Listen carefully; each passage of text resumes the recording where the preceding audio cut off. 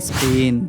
दोस्तों ये है स्पेन, जो कि 5,06,301 स्क्वायर किलोमीटर के क्षेत्रफल में फैला हुआ है, जो कि क्षेत्रफल के लिहाज से दुनिया का 47वां बड़ा देश है। इस देश का रिच कल्चर, इतिहास और मॉडर्न लाइफस्टाइल काफी ज्यादा शानदार है। इसीलिए ये दुनिया के सबसे ज्यादा विजिट किए जाने वाले देशों की लिस्ट में सेकंड नंबर पर आता है। पहले नंबर पर है फ्रांस और दूसरे नंबर पर है स्पेन। साल 2019 में इस खूबसूरत देश में 8 करोड़ 30 लाख से ज्यादा सैलानी सिर्फ घूमने आए थे, और इतनी तो यहाँ की आबादी भी नहीं है। इसी बात से आप अंदाजा लगा सकते हैं कि जितना हम बता रहे हैं उससे कई गुना ज्यादा सुंदर और दिलचस्प है ये देश। यहाँ नग्न होकर घूमने पर किसी तरह का कोई कानून नहीं बना है। पब्लिक प्लेस पर भी ऐसे दृश्य दिख जाते हैं। और जब स्पेन की फुटबॉल टीम जीतती है तो महिलाएं स्टेडियम में अपनी टॉप उतारकर जीत की खुशी मनाती हैं। स्पेन की आबादी में लगभग 90% लोगों के पास खुद का घर है और ज्यादातर लोगों के पास एक से ज्यादा कार हैं। यहाँ का हर व्यक्ति लगभग 40,000 यूरो कमा ही लेता है, जो एक अच्छी रकम है।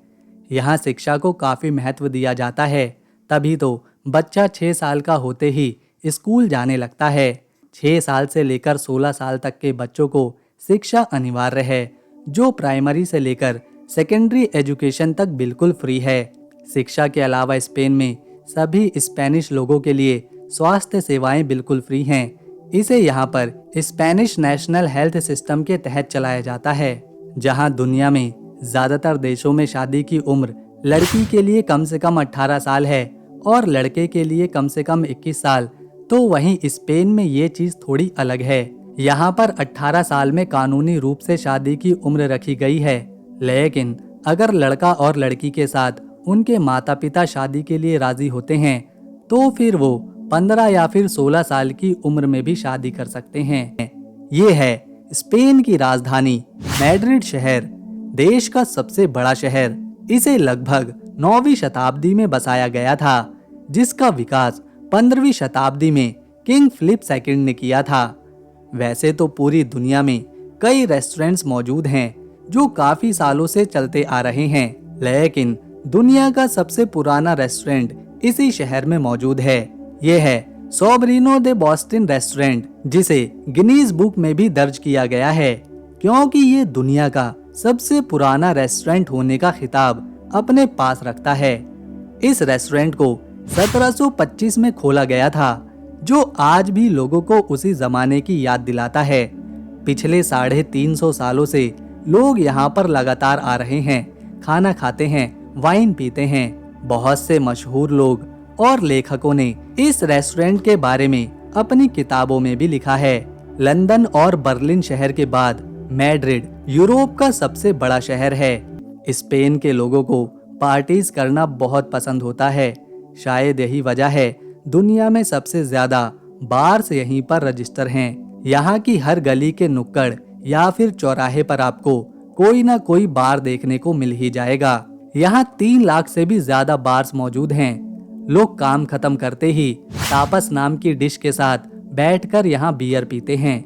यहाँ के हर गांव और शहर में अलग अलग स्टाइल के बार्स मौजूद हैं, जो वहाँ के लोगों के अनुसार बनाए गए हैं। देश की अर्थव्यवस्था का कुछ हिस्सा इन्हीं बार्स और कैफेज से आता है। स्पेन की बात हो और बार्सिलोना की बात ना करी जाए तो शायद स्पेन घूमना अधूरा ही है। दोस्तों, आपको जानकर हैरानी होगी कि इतने बड़े देश में वैसे तो कई शहर हैं, लेकिन पूरे देश की रीढ़ की हड्डी इसी शहर को माना जाता है, क्योंकि बार्सिलोना यहाँ का वो शहर है जो कि पूरे देश की लगभग 70 से 80% अर्थव्यवस्था को संभालता है। ये अकेला शहर देश को 80% फायदा पहुंचाता है, और इसीलिए ये चाहते हैं कि बार्सिलोना स्पेन से अलग हो जाए और खुद का एक आजाद देश बन जाए। हालांकि अभी तक ऐसा नहीं हुआ है। बार्सिलोना में हर देश के लोग आपको देखने को मिलेंगे। यहाँ की इमारतें और संस्कृति ऐसी है कि करोड़ों सैलानी सिर्फ इस शहर की हवा और पानी को महसूस करने आते हैं। यहाँ की चाहे नाइट लाइफ की बात करी जाए या फिर खान पान की, लोगों को बहुत पसंद है। जहां यूरोप के दूसरे देश जैसे कि फ्रांस और ब्रिटेन घूमने और रहने के लिहाज से काफी महंगे हैं, तो उसके मुकाबले में स्पेन सस्ता है। स्पेन में खेती बड़े पैमाने पर करी जाती है, जिसमें ऑलिव ऑयल, वाइन, संतरे, अंगूर और सब्जियां सबसे ज्यादा उगाई जाती हैं। यहाँ सबसे ज्यादा ऑलिव ऑयल बनाया जाता है, जो बाकी के देशों में एक्सपोर्ट होता है। इसके अलावा ऑटोमोबाइल, मशीनरी और दवाइयाँ भी यहाँ से एक्सपोर्ट होती हैं। इन सारी चीज़ों को सबसे ज़्यादा जर्मनी खरीदता है, उसके बाद फ्रांस अपने देश मंगाता है और फिर इटली में भी स्पेन का सामान जाता है। स्पेन की जो राजधानी है उसका नाम है मैड्रिड। ये सुनने में एक इंग्लिश शब्द लगता है, लेकिन असल में मैड्रिड को अरेबिक शब्द मैग्रिड से लिया गया है, जिसका मतलब होता है पानी का स्रोत या कई धाराओं की जगह। स्पेन के लोग अपने स्वास्थ्य को लेकर काफी सचेत रहते हैं। हालांकि ये शराब भी पीते हैं, लेकिन किसी न किसी खेल से जुड़े होते हैं, जिससे इनका स्वास्थ्य ठीक बना रहता है। जापान के बाद स्पेन के लोग ही सबसे ज्यादा जिंदा रहते हैं।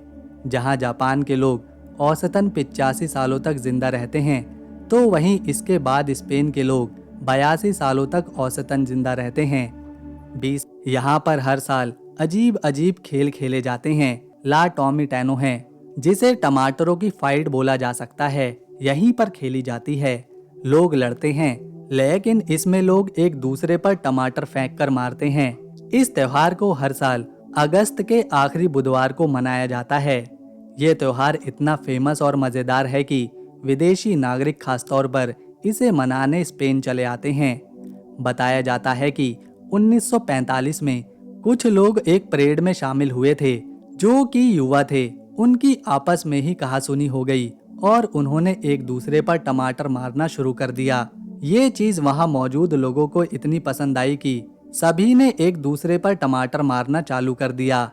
इसके बाद तो हर साल अगस्त के आखिरी बुधवार को ये त्योहार मनाने की एक अनोखी परंपरा ही बन गया, जिसे आज ला टॉमिटैनो कहते हैं। 20वीं शताब्दी के मशहूर पेंटर पिकासो स्पेन के मलागा में ही जन्मे थे। उन्होंने अपने करियर में कई यादगार पेंटिंग्स बनाई हैं, जैसे लेस डेमो इसेल्स डे एविग्नॉन और गुअर्निका। लाखों सैलानी इनके जन्म स्थान मलागा को देखने पहुंचते हैं, इनकी पेंटिंग्स देखते हैं।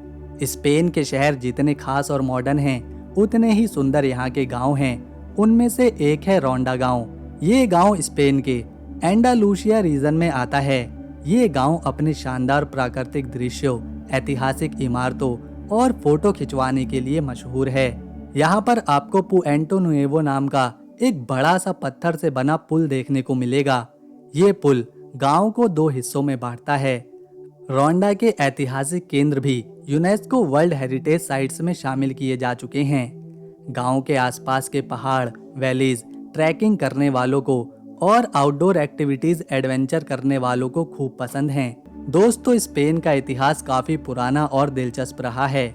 15वीं शताब्दी से लेकर 19वीं शताब्दी तक इसका सुनहरा दौर रहा है, जिसमें स्पेन एक साम्राज्य बना। इस दौरान स्पेन ने कई देशों पर राज किया था। लैटिन अमेरिका के देशों पर, जैसे कि मैक्सिको पर, अर्जेंटीना पर, कोलंबिया पर, चिली पर, वेनेजुएला पर और डोमिनिकन रिपब्लिक पर। इसके अलावा फिलीपींस पर, इक्वाटोरियल गिनी पर, वेस्टर्न सहारा पर, अफ्रीका के कुछ हिस्सों पर। यहाँ तक कि अपने सुनहरे दौर में स्पेन ने अमेरिका के फ्लोरिडा, टेक्सास और कैलिफोर्निया जैसे राज्यों पर भी शासन किया है। इसीलिए तो स्पेन अपनी संस्कृति और खानपान के लिए पूरी दुनिया में जाना जाता है।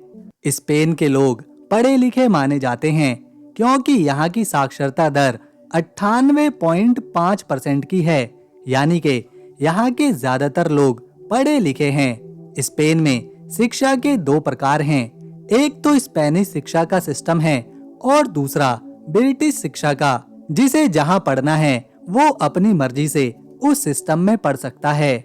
इस देश को एक बार नहीं बल्कि 2 बार नोबेल प्राइज मिल चुका है, जिसमें से एक साल 1956 में जुआन रेमन जिमेनेज ने साहित्य के क्षेत्र में इसे हासिल किया था और दूसरा साल 1959 में सेवेरो ओकोआ ने फिजिक्स और मेडिसिन के क्षेत्र में अपने देश को नोबेल प्राइज से सम्मानित करवाया था।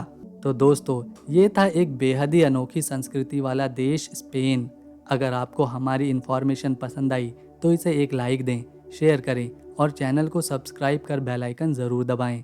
ये जो आप देख रहे हैं, ये एक कैथेड्रल है जिसे सग्रेदा फैमिलिया कहा जाता है। इसका निर्माण 1882 में शुरू किया गया था, जो आज तक लगातार चलता ही आ रहा है।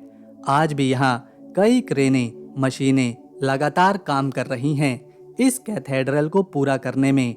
अभी भी ये बनकर तैयार नहीं हुआ, फिर भी इसे देखने रोजाना सैकड़ों लोग आते हैं, क्योंकि ये पिछले 150 सालों से लगातार बनता जा रहा है। 2026 तक इसके पूरे होने की संभावना बताई जाती है। इस कैथेड्रल को डिजाइन किया है एंटोनी गौदी ने, जिसके डिजाइन में गॉथिक आर्किटेक्ट और नोवियो आर्किटेक्ट के एलिमेंट मिलाए गए हैं। ये कैथेड्रल बनने से पहले ही यूनेस्को वर्ल्ड हेरिटेज साइट्स में शामिल किया भी जा चुका है। आज के समय में बार्सिलोना शहर का ये एक अहम लैंडमार्क माना जाता है।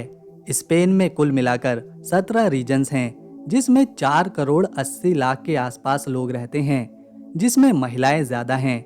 आमतौर पर 100 महिलाओं के लिए यहाँ सिर्फ 95 पुरुष का ही अनुपात है। स्पेन में लगातार ऐसे लोगों की संख्या बढ़ती जा रही है जो किसी भी धर्म में यकीन नहीं रखते। खासतौर पर इसमें युवा पीढ़ी ज्यादा है।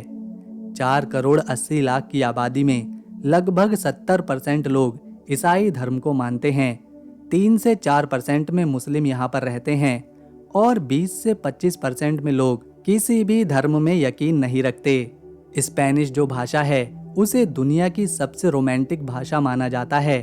अगर किसी को हेलो करना है तो स्पेनिश में ओला बोल सकते हैं। दोस्तों, दुनिया में सबसे ज्यादा बोले जाने वाली भाषा है मैंडेरियन चाइनीज, जिसे 1 अरब से ज्यादा लोग बोलते हैं। इसके बाद दूसरे नंबर पर आती है स्पेनिश भाषा, जिसे 46 करोड़ लोग बोलते हैं, जबकि तीसरे नंबर पर इंग्लिश बोली जाती है, जिसे 36 करोड़ लोग बोलते हैं, और इसके बाद आती है हिंदी। ये है रॉयल पैलेस ऑफ मैड्रिड, जिसे स्पेनिश में पैलेसियो रियल भी कहा जाता है।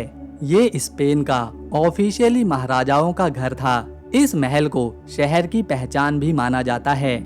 इसे बनाने की शुरुआत हुई थी साल 1738 में। इसमें करी गई नक्काशी और डिजाइन बारूक स्टाइल के आर्किटेक्ट से मेल खाता है और आज के समय में ये एक म्यूजियम की तरह इस्तेमाल होता है, जिसे लोग देख सकते हैं